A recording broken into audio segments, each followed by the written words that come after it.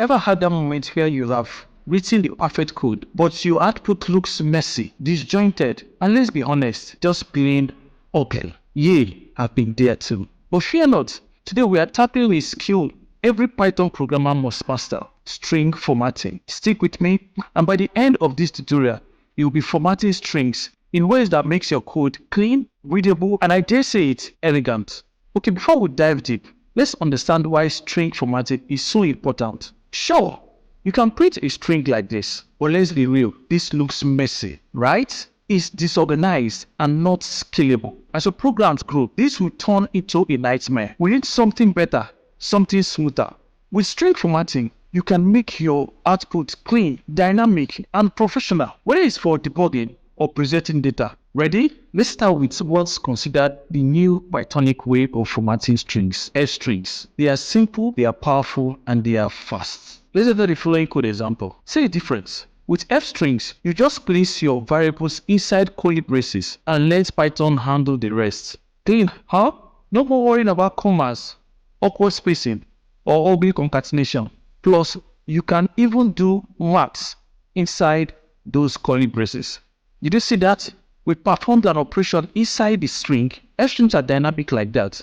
Super cool, right? Oh, by the way, if you're having fun and learning something new, why not take a second to hit that subscribe button? It helps this video reach more people who are struggling with messy strings. And let's be honest, no one should suffer like that. And don't forget to smash that like button so many Pythonistas can find this video. Plus, hit the notification bell and you will be the first to know when we drop more awesome Python tutorial videos. Let's transition to a slightly older method. What if you are using an older version of Python, or F strings just ain't your style? Don't worry, the .format method is another great way to format strings. Here is how it works. See how the variables slice right inside the curly brace placeholders. It's a bit more typing than F strings, but it gets the job done. You can also reorder or repeat variables, which gives you more flexibility. Notice how I use curly brace 1 and 0 to reference the arguments by position. Super useful when you have to repeat values or change the order. Now, before we close this loop on string formatting, let's quickly touch on another method, older but still worth knowing: the percentage formatting. It looks like this. It's a bit like old school programming, but hey, it still works. You use %x for strings, %d for integers, and so on. We won't dive too deep here because it's mostly used in legacy code. We'll save the greater details of % formatting for another lesson. Okay, what if you need to align text or pad your output with extra spaces?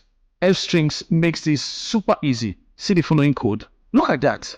With just a column and a number, you can align or pad your strings however you want. So useful when you are formatting tables or reports. One more trick, you can even format numbers with F strings. Check this out. See how I made sure the price was displayed with 2 decimal places. The column.2f ensures that the float number is always rounded to 2 decimal places. Neat, right?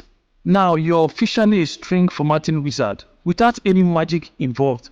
Of course, from F strings to .format method to number padding, you have got the tools to make your output look as sharp as your code. Now is your turn. Try this method out in your own projects, and don't forget, there's always more to learn. We will cover advanced formatting techniques and more complex data, including formatting dates, in the upcoming videos. Don't forget to hit that like button if you learned something new today, and make sure to subscribe so you don't miss the next episode. Got questions? Drop them in the comments, and I will see you in the next one.